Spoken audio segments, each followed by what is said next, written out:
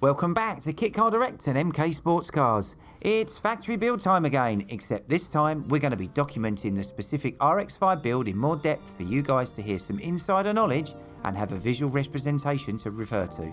So let's pass it over to Sean to talk through what's been prepped and completed on the factory build so far. On with this, so far we showed you some of the donor parts that was needed last week. One of them's the engine that you get from the MX-5. It can be a Mark II or Mark 2.5, which is a 2.5, it's got the VVT here. We're going into a little bit more detail in this engine. We're going to give it a bit more of a clean and silly things like this, guys. These are little wire brushes that we use. I'm sure you know it, and I'm not teaching you how to do your jobs, etc. But these little wire brushes come in dead handy for cleaning up the block and the aluminium ready. So we've sort of cleaned this down again. It wasn't quite as good as we wanted it to be, so we cleaned it down again, and now we're going with the paint. So this is a steel block and alley head, so we're going to use an aluminium primer basically on this, and then this one we can use, well, there's several different heat paints for this, but Pour 15 and stuff like that is a very good product that can be used. And the rocker cover, we use a wrinkle finish paint, which is a VHT paint. They're available from us or other suppliers out there. I think even the likes of Halfords may even sell them, so you can do that, or Frost's. They're very good for those sort of products as well. If you can't venture into those, have a look, or if you really get stuck, phone call and email, guys may happily point you in the right direction. So on with some of the other donor parts here. These need to be stripped and cleaned a bit more. Gearbox has been done once, but again we've got a little bit more to do on that.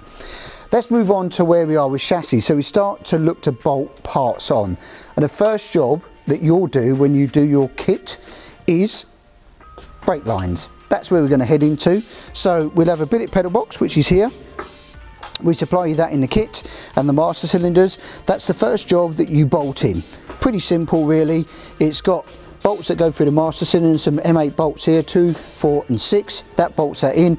The pedal box comes assembled itself. It's all spring loaded, and there's a couple of screws to wind it into there.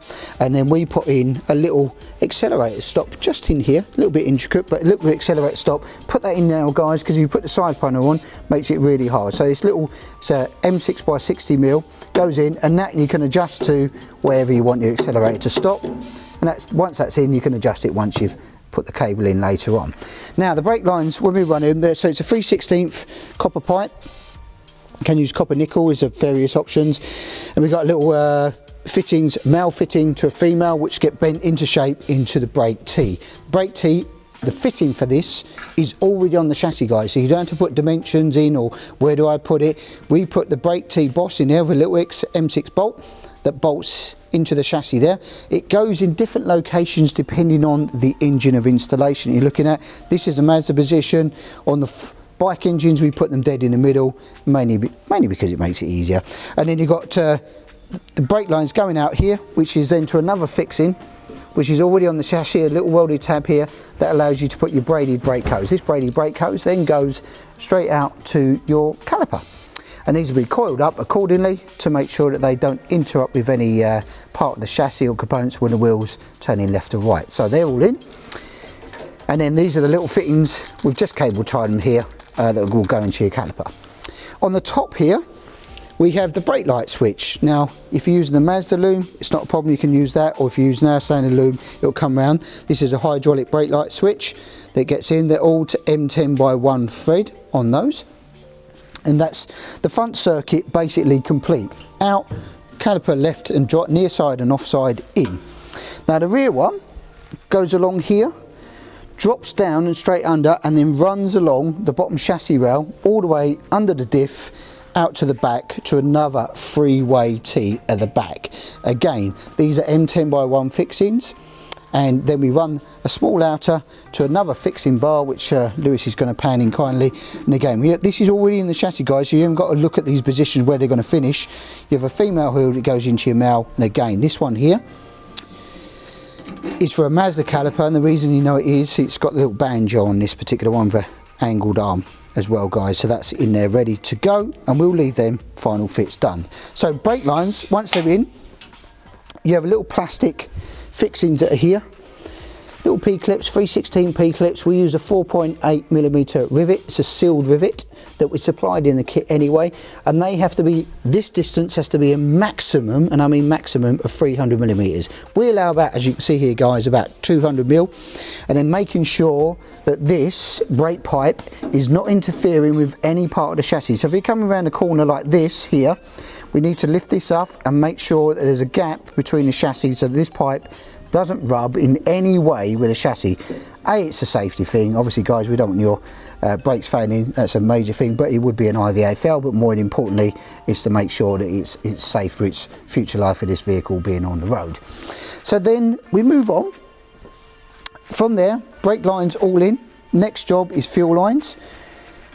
On the Mazdas, depending which one you're running, the Mark 2.5 you can run one fuel line because it's a deadhead and the fuel return is in the pump. On a Mark 2.5, Mark 2, you can run, it runs two lines because that has a fuel and a return. So we run these from here.